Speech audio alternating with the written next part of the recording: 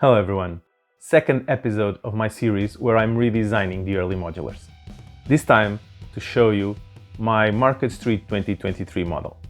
My motivation behind this series is to complete my modular collection. I'm missing the first 7. Those models are really expensive right now, and actually you're paying a lot and buying a model that is not really up to par with the more recent modulars. This model has 1,896 pieces, more 648 than the original one released by LEGO in 2007 that had just 1,248 pieces. The challenge here was to build a Market Street version that was instantly recognizable, but also better than the original, and that I or anyone else could build using only new parts for under 300 euros. Yes, I lowered my usual threshold in 100 euros because actually this modular is smaller than the others. So to achieve all that, I had to do a lot of improvements, but also some design concessions, because to achieve that threshold in price, I rely almost only on parts from the Pick-a-Brick service. So let me show you around and all the changes that I did. Starting with the market. The original market didn't make much sense to me. It had a gate, but the rest of it was completely open. And the gate was on the right side, but the decorated portal was on the left. Only one cellar, and it was on the outside filling up the sidewalk. So I decided to completely revamp the market and make it closer to the street markets I knew. The first thing is that although they are open to the street, they are closed at night. So they have grating bars to the front and to the back, with a set of gates on each side. In the front, the gate is under the portal, where I replaced the owl for a bat, because of parts, obviously. On the side, I let it open, assuming that this building will be placed next to another, so the wall of the other building will be the market wall on that side. And since my version is not splittable in two, because I used a 32x32 base plate instead of two 16x32 base plates, the other side is always covered by the building. I also added full tiling on the market floor, using the 3 tones used for the front, but applying a specific pattern. Inside the market there are 3 sellers: a farmer with a big selection of fruits and vegetables, a fishmonger selling fresh fish and shellfish, and an old florist with a small selection of flowers. There is also an old iron scale to weigh the products customers buy. The back was empty in the original LEGO set, but of course I added a few details to improve its look. Added some ruined tiling. It's like the pattern from the inside extended in front of the market back gate, but with time got damaged and was never recovered. Added 2 small plants growing wild, and some boxes and crates thrown away from the market. In the back of the Croissant shop, you can see a large tube ending with a grate, which is the perfect cue for us to move from the market and start talking about the Croissant shop.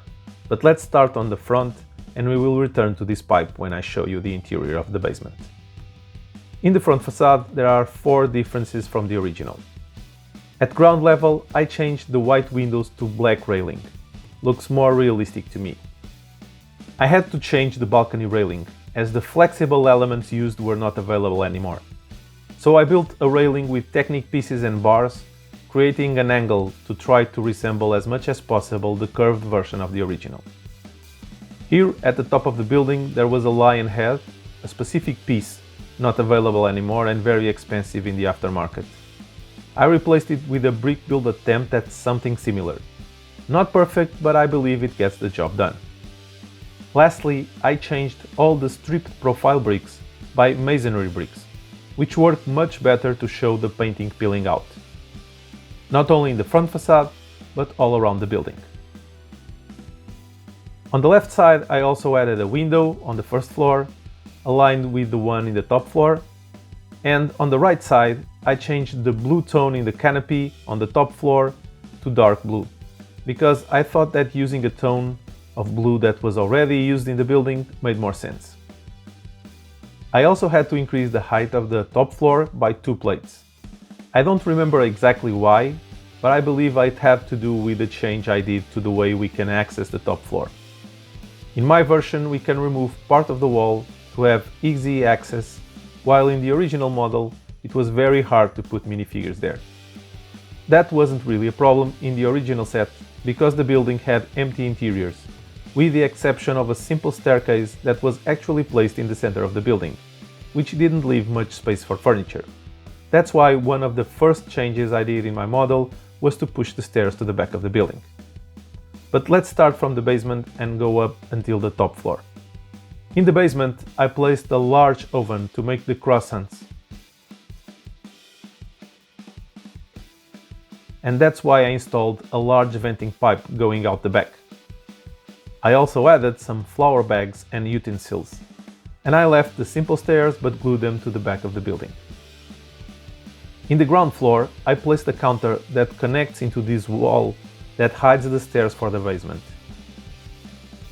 Also added behind the counter a prep table and a shelf to store fillings for the croissants. And on the opposite side, I placed a cabinet with teapots full of tea for the customers to serve themselves. The stair for the first floor is next to the back wall to leave most of the floor open for placing furniture, since the building is not very large. On the first floor, I placed tables and chairs for customers to be comfortable and be able to talk as they enjoy a croissant with some tea. The stairs for the second floor are in the same place, but instead of a wall, I placed a simple white railing. In the second floor, I have one more table and two chairs to provide a more private space for more intimate conversations, and the balcony that was already in the original model and that I left exactly the same. I added 4 minifigures to the model.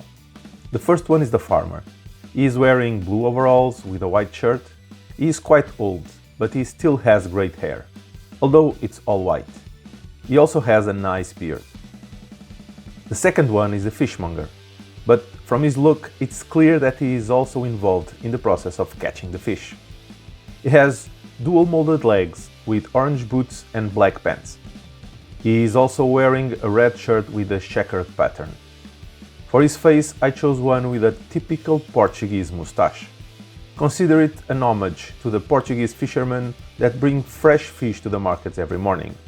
They have a harsh life, and although things are much better nowadays with more technology and better boats, I still remember when they risked their lives every day going out into the sea. The black cap finishes the outfit quite nicely, and I gave him a cleaver so that he can cut the big fishes in pieces to sell.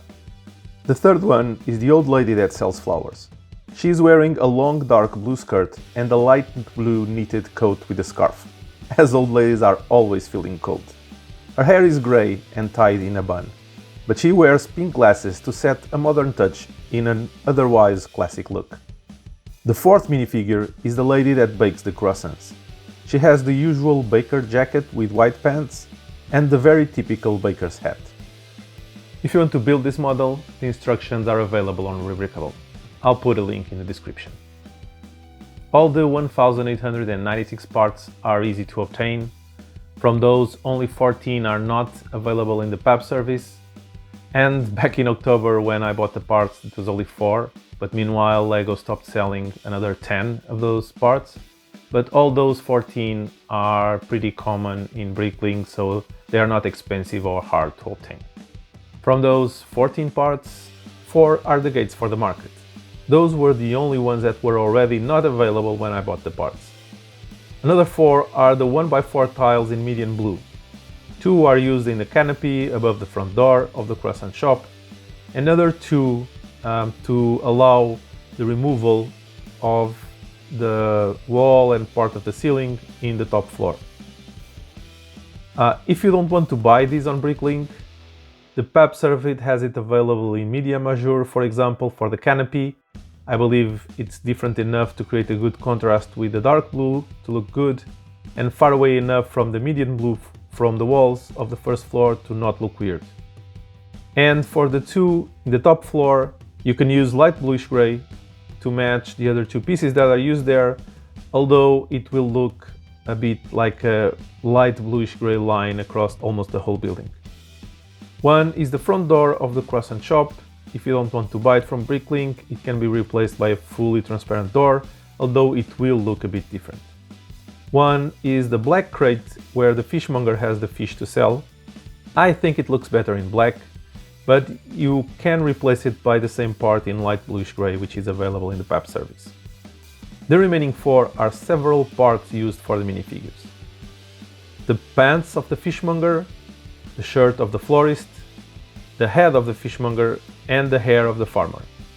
And honestly, I didn't find good replacements for any of them in the parts currently available in the PAP service. The one closest is the pants of the fishmonger that can be replaced by a version with dark bluish gray pants and black boots. Otherwise, LEGO is very weak in terms of alternatives for blouses suited for old ladies selling flowers, no heads with decent Portuguese style mustaches, and no decent hairstyles for an old farmer with full white hair. Anyway, even buying all these parts from Bricklink, you should be able to build this model with all new parts for around 275 euros, well within my 300 threshold limit. Now, you can go check my Cafe Corner version up there, and when I have it ready, I will add my greengrocer version down here. Until the next one, see you soon.